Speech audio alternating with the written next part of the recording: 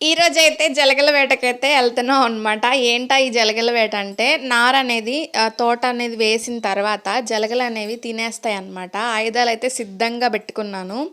వాటిని ఎక్కడుంటే అక్కడ పొడవడానికి, అలాగే నారు గూడా తీసుకున్నాం అనమాట. సావట్లయితే పడతాయి.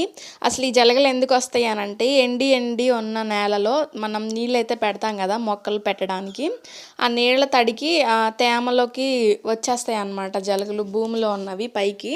అలా వచ్చి చూడండి ఈ కాండం తినేసినాయి అనమాట. పైన తోలంతా ఒకటైతే బానే ఉంది. అలా తోలంతా తినేసినవి తర్వాత కాయలు పడిన తర్వాత కొమ్మలైతే ఇరిగిపోయి చెట్లయితే చనిపోతాయన్నమాట. అందుకనే ముందు జాగ్రత్తగా మిగిలిపోయి ఉన్న నారనైతే సావట్లయితే పెట్టుకుంటాం.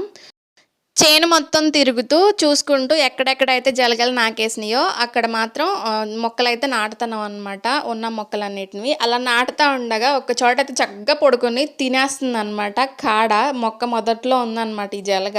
దాన్నైతే చూడండి ఎలా ఉన్నాయో చిన్న చిన్నవి వంకాయ జలగలు అంటారు కదా అవన్నమాట. వాటిని ఈ మొక్కలు కొంచెం బలంగా తయారైనంత వరకు దూరంగా ఉంచాలంటే పొగాకు పొడి అనేది జల్లుకోవాలన్నమాట. ఇది మొక్క చుట్టూ అయితే జల్లాలి. ఇక ఈ రోజుకి మా పని అయితే ఇదేనమాట. మళ్ళీ నెక్స్ట్ వీడియోలో కలుద్దాం.